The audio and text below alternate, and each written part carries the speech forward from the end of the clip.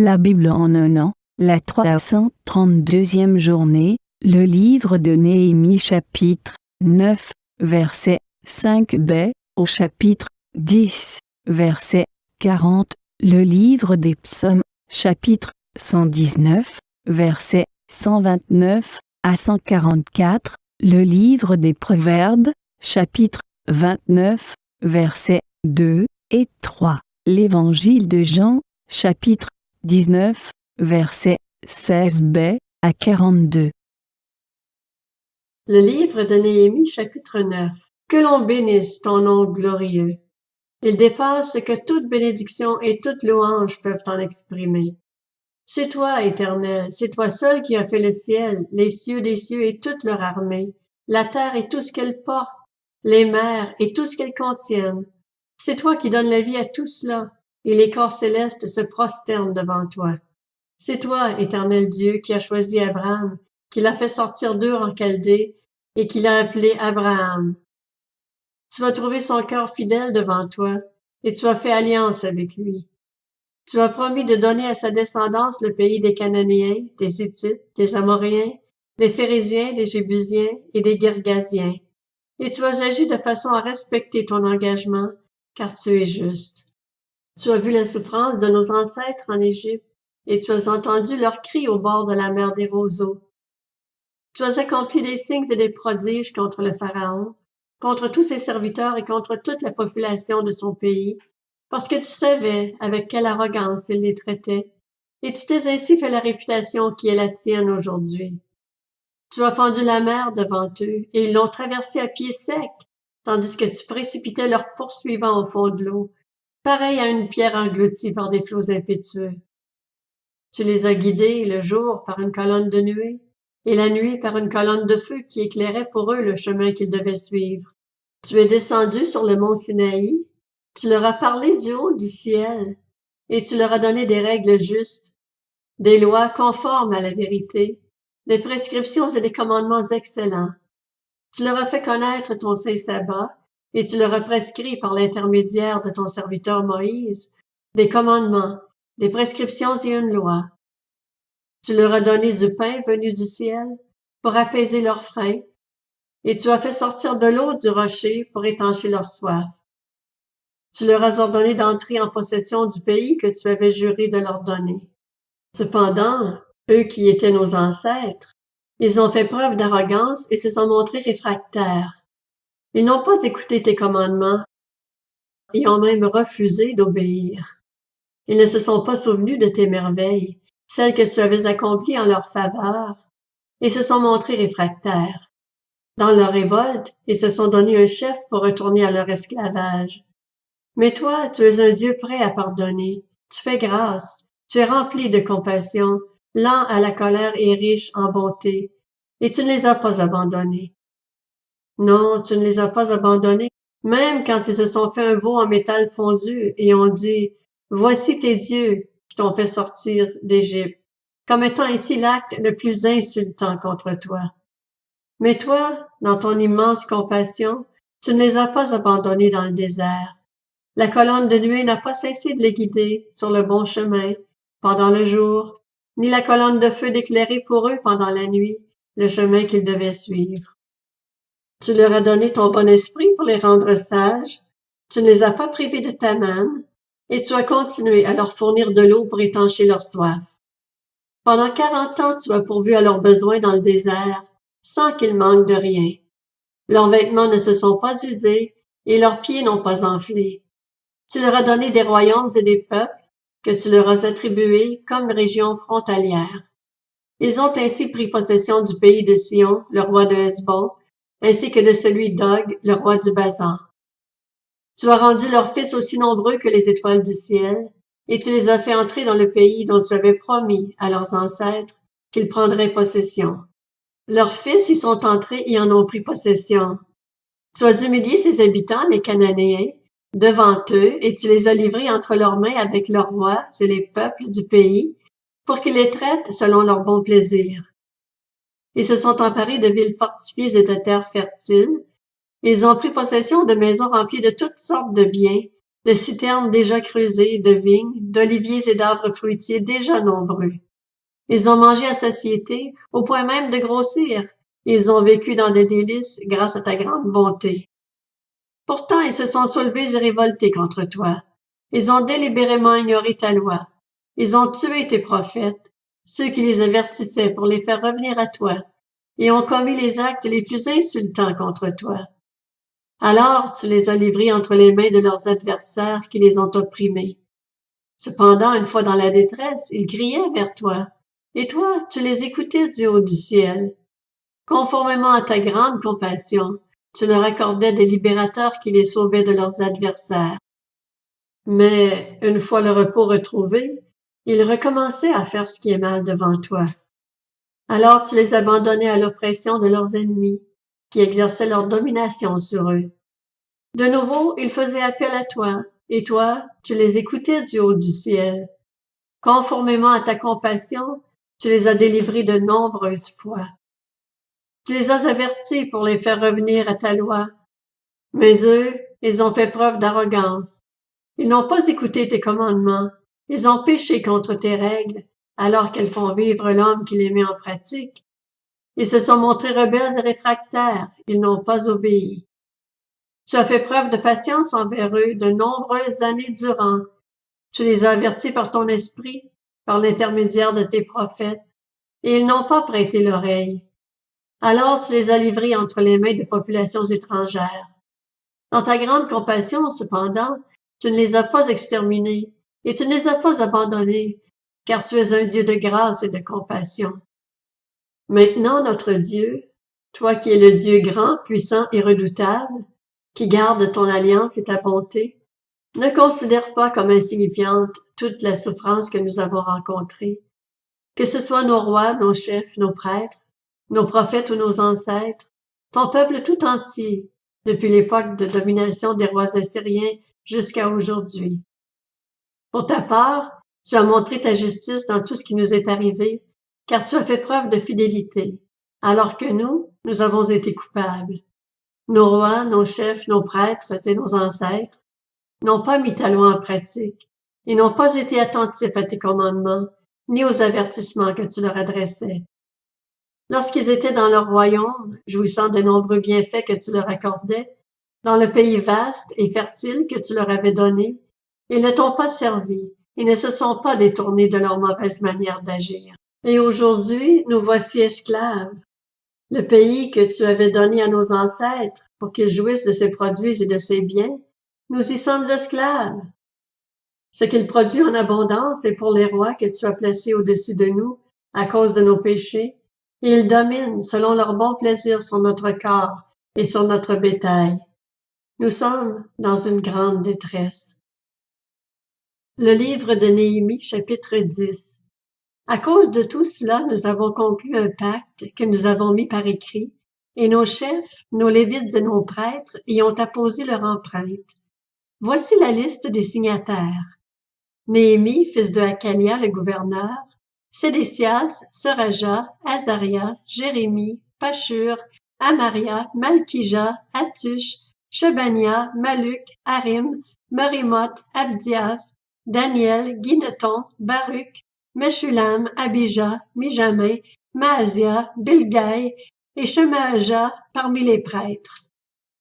Parmi les Lévites, Josué, fils d'Azania, Binui, qui faisait partie des descendants de Hénadad, et Kadmiel, ainsi que leurs frères Shebania, Odija, Kelita, Pelaja, Hanan, Miché, Rehob, Achabia, Zakur, Shérébia, Shebania, Odija, Bani et Beninu. Parmi les chefs du peuple, Pareosh, Pakat-Moab, Elam, Zatu, Bani, Buni, Asgad, Bébai, Adonijah, Bigvai, Adin, Ater, Ézéchias, Azur, Odija, Hashum, Bethsai, Arif, Anatot, Nebai, Magpiash, Meshulam, Ézir, Meshézabeel, Tsadok, Jadua, Pelasia, Anan, Anaja, Osé, Ananja, Ashub, Alokesh, Pilka, Shobek, Reum, Ashabna, Maaseja, Akija, Anan, Anna, Maluk, Harim et Baana. Le reste du peuple, les prêtres, les Lévites, les portiers, les musiciens, les serviteurs du temple et tous ceux qui s'étaient séparés des populations installées dans la région pour suivre la loi de Dieu, y compris leurs femmes, leurs fils et leurs filles, tous ceux qui étaient aptes à comprendre, ont apporté leur soutien à leurs frères les plus influents et se sont engagés sous peine de malédiction et avec serment à marcher suivant la loi de Dieu donnée par l'intermédiaire de son serviteur Moïse, à respecter et à mettre en pratique tous les commandements, les règles et les prescriptions de l'Éternel notre Seigneur. Nous nous engageons à ne pas donner nos filles en mariage au peuple qui habite le pays et à ne pas prendre leurs filles comme femmes pour nos fils, à ne leur acheter le jour du sabbat et les jours de fête aucune des marchandises ou des céréales qu'ils amèneraient le jour du sabbat pour les vendre, à respecter le répit de la 7e année et à renoncer au paiement de toute dette. Nous nous imposons aussi des commandements par lesquels nous nous obligeons à donner 4 grammes d'argent par an pour le service de la maison de notre Dieu, pour les pains consacrés, pour l'offrande perpétuelle, pour l'holocauste perpétuel des sabbats, des débuts de mois et des fêtes, pour les éléments consacrés, pour les sacrifices d'expiation en faveur d'Israël et pour toute l'activité de la maison de notre Dieu. Nous avons tiré au sort entre prêtres, lévites et membres du peuple pour déterminer quelle famille devait apporter et à quel moment fixe de chaque année l'offrande de bois destinée à la maison de notre Dieu. Ce bois est celui qui doit brûler sur l'autel de l'Éternel notre Dieu, conformément à ce qui est écrit dans la loi. Nous nous engageons à amener chaque année à la maison de l'Éternel les premiers produits de notre sol et les premiers fruits de tous les arbres, ainsi que les premiers-nés de nos fils et de nos animaux, conformément à ce qui est écrit dans la loi, à amener à la maison de notre Dieu, aux prêtres qui y font le service, les premiers-nés de notre petit et de notre gros bétail. Nous apporterons aux prêtres, en les déposant dans les salles de la maison de notre Dieu, notre première fournée, nos offrandes, des fruits de tous les arbres, du vin nouveau et de l'huile, et nous donnerons la dîme des produits de notre sol aux Lévites. Ces derniers devront la prendre eux-mêmes dans toutes les villes situées sur les terres que nous cultivons. Le prêtre en service, issu d'Aaron, devra accompagner les Lévites quand ils prélèveront la dîme, et ceux-ci devront apporter la dîme de cette dîme à la maison de notre Dieu, dans les salles de la maison du trésor. En effet, c'est dans ces salles que les Israélites et les Lévites doivent apporter les prélèvements de blé, de vin nouveau et d'huile. C'est là que se trouvent les ustensiles du sanctuaire et que se tiennent les prêtres qui font le service, les portiers et les musiciens. Nous n'abandonnerons pas la maison de notre Dieu. Le livre des Psaumes, chapitre 119. Tes instructions sont admirables, c'est pourquoi je les garde. La révélation de tes paroles est claire. Elle donne de l'intelligence à ceux qui manquent d'expérience. J'ouvre la bouche et je soupire, car j'ai soif de tes commandements. Tourne-toi vers moi et fais-moi grâce, comme tu le fais pour ceux qui aiment ton nom. Affermis mes pas dans ta parole et ne laisse aucun mal dominer sur moi. Libère-moi de l'oppression des hommes afin que je garde tes décrets. Fais briller ton visage sur ton serviteur et enseigne-moi tes prescriptions. Mes yeux versent des torrents de larmes parce qu'on ne respecte pas ta loi. Tu es juste, Éternel, et tes sentences sont équitables. Tu fondes tes instructions sur la justice et sur une grande fidélité. Je suis rongé par mon zèle quand je vois mes adversaires oublier tes paroles. Ta parole est entièrement pure et ton serviteur l'aime. Je suis petit et méprisé, mais je n'oublie pas tes décrets. Ta justice est une justice éternelle et ta loi est la vérité. La détresse et l'angoisse se sont emparées de moi, mais tes commandements font mon plaisir. Tes instructions sont éternellement justes. Donne-moi l'intelligence pour que je vive. Le livre des Proverbes, chapitre 29. Quand les justes se multiplient, le peuple est dans la joie. Quand le méchant domine, le peuple gémit. L'homme qui aime la sagesse réjouit son père, mais celui qui fréquente des prostituées gaspille sa fortune. L'Évangile de Jean, chapitre 19. Ils prirent donc Jésus et l'emmenèrent. Jésus, portant sa croix, sortit de la ville pour aller vers l'endroit appelé le Crâne, qui se dit en hébreu Golgotha. C'est là qu'ils le crucifièrent, et avec lui deux autres, un de chaque côté et Jésus au milieu. Pilate rédigea aussi un écriteau qu'il plaça sur la croix. Il y était écrit « Jésus de Nazareth, le roi des Juifs ». Beaucoup de Juifs lurent cette inscription parce que l'endroit où Jésus fut crucifié était près de la ville.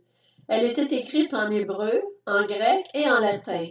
Les chefs des prêtres des Juifs dirent à Pilate, « N'écris pas le roi des Juifs, mais plutôt cet homme a dit, je suis le roi des Juifs. » Pilate répondit, « Ce que j'ai écrit, je l'ai écrit. » Après avoir crucifié Jésus, les soldats prirent ses vêtements et en firent 4 parts, une pour chaque soldat. Ils prirent aussi sa tunique, qui était sans couture, d'une seule pièce depuis le haut jusqu'en bas. Ils se dirent entre eux, « Ne la déchirons pas, mais tirons au sort pour savoir à qui elle sera. » C'est ainsi que s'accomplit cette parole de l'Écriture. Ils se sont partagés mes vêtements, et ils ont tiré au sort mon habit. Voilà ce que firent les soldats.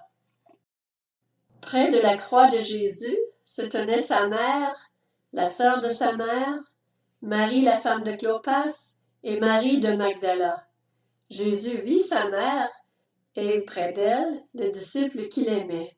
Il dit à sa mère, « Femme, voici ton fils. » Puis il dit au disciple, « Voici ta mère. » Dès ce moment-là, le disciple la prit chez lui. Après cela, Jésus, qui savait que tout était déjà accompli, dit, afin que l'Écriture se réalise pleinement, « J'ai soif. » Il y avait là un vase plein de vinaigre. Les soldats en remplirent une éponge, la fixèrent à une branche d'hysope et l'approchèrent de sa bouche. Quand Jésus eut pris le vinaigre, il dit, « Tout est accompli. » Puis il baissa la tête et rendit l'esprit. C'était la préparation de la Pâque, et ce sabbat allait être un jour solennel. Craignant que les corps ne restent en croix pendant le sabbat, les Juifs demandèrent à Pilate qu'on brise les jambes aux crucifiés et qu'on enlève les corps. Les soldats vinrent donc briser les jambes du premier, puis du second des condamnés qui avaient été crucifiés avec Jésus. Quand ils s'approchèrent de lui, ils virent qu'il était déjà mort. Ils ne lui brisèrent pas les jambes, mais un des soldats lui transperça le côté avec une lance, et aussitôt il en sortit du sang et de l'eau. Celui qui a vu ces choses en rend témoignage, et son témoignage est vrai. Il sait qu'il dit la vérité, afin que vous croyiez aussi. En effet, cela est arrivé afin que ce passage de l'Écriture soit accompli.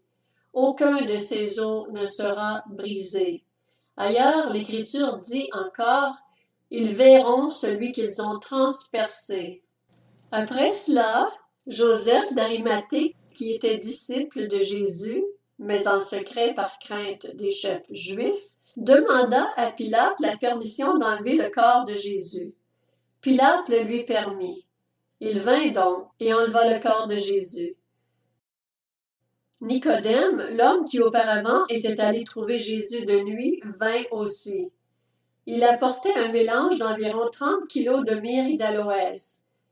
Ils prirent donc le corps de Jésus et l'enveloppèrent de bandelettes avec les aromates, comme c'est la coutume d'ensevelir chez les Juifs. Or, il y avait un jardin à l'endroit où Jésus avait été crucifié, et dans le jardin, un tombeau neuf où personne encore n'avait été mis. Ce fut là qu'ils déposèrent Jésus, parce que c'était la préparation de la Pâque des Juifs et que le tombeau était proche.